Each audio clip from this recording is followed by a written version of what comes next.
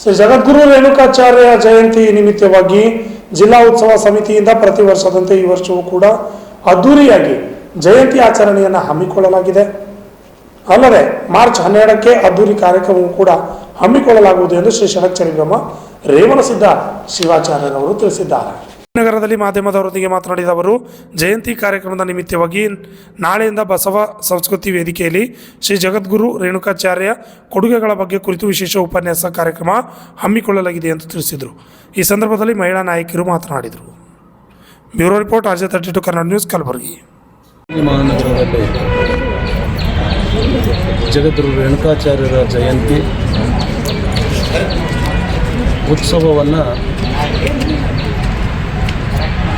ಬರುವ 12ನೇ ತಾರೀಕು ಬಹಳ ವಿಜೃಂಭಣೆಯಿಂದ ಕಾರ್ಯಕ್ರಮವನ್ನು ಆಯೋಜನೆ ಮಾಡಿಕೊಂಡಿರ್ತಕ್ಕಂಥ ಉತ್ಸವ ಸಮಿತಿಯ ಎಲ್ಲ ಪದಾಧಿಕಾರಿಗಳು ಹಾಗೂ ಜಿಲ್ಲಾ ಆಡಳಿತ ಜೊತೆಯಲ್ಲಿ ವೀರಶೈವ ಸಮಾಜ ಹೀಗೆ ಹಲವಾರು ಸಂಘಟನೆಗಳ ಜೊತೆಗೂಡಿ ಜಗದ್ಗುರು ರೇಣುಕಾಚಾರ್ಯರ ಜಯಂತಿಯನ್ನು ಬಹಳ ಅದ್ದೂರಿಯಾಗಿ ಹಮ್ಮಿಕೊಂಡಿರ್ತಕ್ಕಂಥದ್ದು. ಜಯಂತಿ ಉತ್ಸವದ ನಿಮಿತ್ತವಾಗಿ 3 ದಿವಸಗಳ ಕಾಲ ಕಲಬುರಗಿಯ ಜಗತ್ ಸರ್ಕಲ್ನಲ್ಲಿರುವಂಥ ಬಸವ ಸಂಸ್ಕೃತಿ ಉತ್ಸವ ಆವರಣದಲ್ಲಿ ಉಪನ್ಯಾಸ ಕಾರ್ಯಕ್ರಮವನ್ನು ಕೂಡ ಹಮ್ಮಿಕೊಂಡಿರ್ತಕ್ಕಂಥದ್ದು. ಈ ಕಾರ್ಯಕ್ರಮವನ್ನು ನಾಳೆ ದಿನಾಂಕ 9, 10, 11 3 ದಿವಸಗಳ ಪರ್ಯಂತರವಾಗಿ ಸಮಾಜ ಧಾರ್ಮಿಕ ಕಾರ್ಯಕ್ರಮವನ್ನು ಈ ಜಗತ್ ಸರ್ಕಲ್ನಲ್ಲಿ ಬರುವಂಥ ಬಸವ ಸಾಂಸ್ಕೃತಿಕ ಉತ್ಸವದಲ್ಲಿ ನಡೆಯುವಂಥದ್ದು. ಆ ಕಾರ್ಯಕ್ರಮವನ್ನು ಉದ್ಘಾಟನೆಗಾಗಿ ಕಲಬುರಗಿ ಜಿಲ್ಲೆಯವರೇ ಆಗಿರುವಂಥ ವೈದ್ಯಕೀಯ ಸಚಿವರಾಗಿರುವಂಥ ಸನ್ಮಾನ್ಯ ಶರಣ ಪ್ರಕಾಶ್ ಪಾಟೀಲ್ ಅವರು ಆ ಕಾರ್ಯಕ್ರಮವನ್ನು ಉದ್ಘಾಟನೆ ಮಾಡ್ತಾ ಇದ್ದಾರೆ. ಕೊನೆಯ 12ನೇ ತಾರೀಕು ಉತ್ಸವವನ್ನು ಕಲಬುರಗಿಯ ಶರಣ ಸಂಸ್ಥಾನದ ಪೂಜ್ಯ ಡಾಕ್ಟರ್ ಲಿಂಗರಾಜಪ್ಪ ಅಪ್ಪ ಅವರು ಉತ್ಸವವನ್ನು ಉದ್ಘಾಟನೆ ಮಾಡ್ತಾರೆ.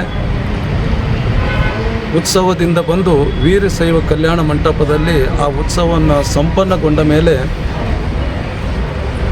ಧರ್ಮಸಭೆಯನ್ನು ನಡೆಯುವಂಥದ್ದು. ಆ ಧರ್ಮಸಭೆಯನ್ನು ಕೂಡ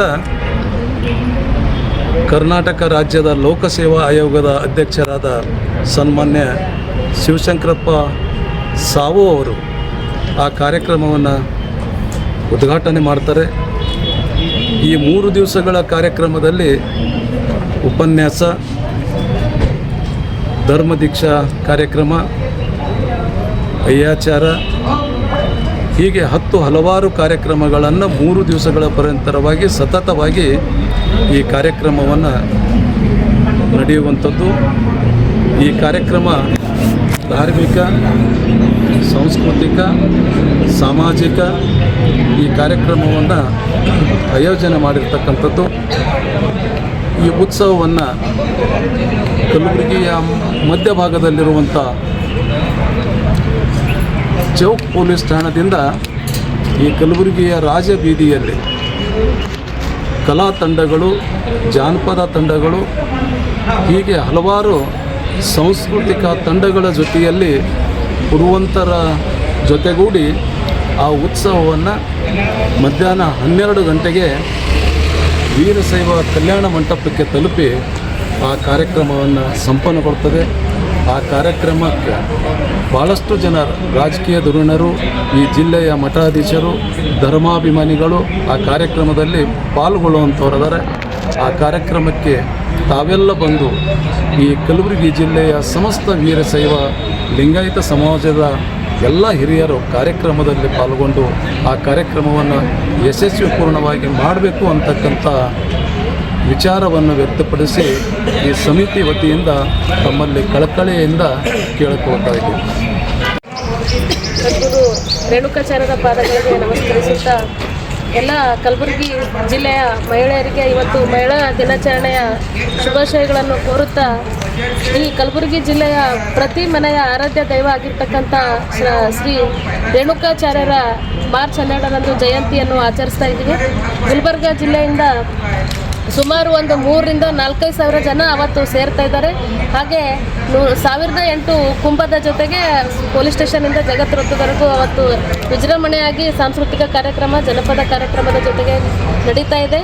ಈ ರೇಣುಕಾಚಾರ್ಯ ಜಯಂತ್ಯೋತ್ಸವ ಸಮಿತಿಯ ಗೌರವಾಧ್ಯಕ್ಷ ಸ್ಥಾನ ಕೊಟ್ಟಿದ್ದಕ್ಕಾಗಿ ಎಲ್ಲರಿಗೂ ಧನ್ಯವಾದಗಳನ್ನು ತಿಳಿಸ್ತಾ, ತಮ್ಮೆಲ್ಲರಿಗೂ ನಾನು ಅತಿ ವಿನಮ್ರತೆಯಿಂದ ಕೇಳ್ಕೊಳ್ಳೋದೇನೆಂದರೆ, ಇಡೀ ಕಲಬುರಗಿ ಜಿಲ್ಲೆಯ ಜನರು ಹಾಗೂ ನಮ್ಮ ಗುರು ಹಿರಿಯರು, ಮಹಿಳೆಯರು ಕೂಡ ಹೆಚ್ಚಿನ ಸಂಖ್ಯೆಯಲ್ಲಿ 9, 10, 11ನೇ ತಾರೀಕು ಬಂದು ಜಯಂತ್ಯೋತ್ಸವವನ್ನು ಅರ್ಥಪೂರ್ಣವಾಗಿ ಆಚರಿಸಬೇಕಂತೇಳಿ ತಮ್ಮೆಲ್ಲರಿಗೂ ಕಳಕಳಿಯಿಂದ ಕೇಳಿಕೊಳ್ಳುತ್ತೇನೆ.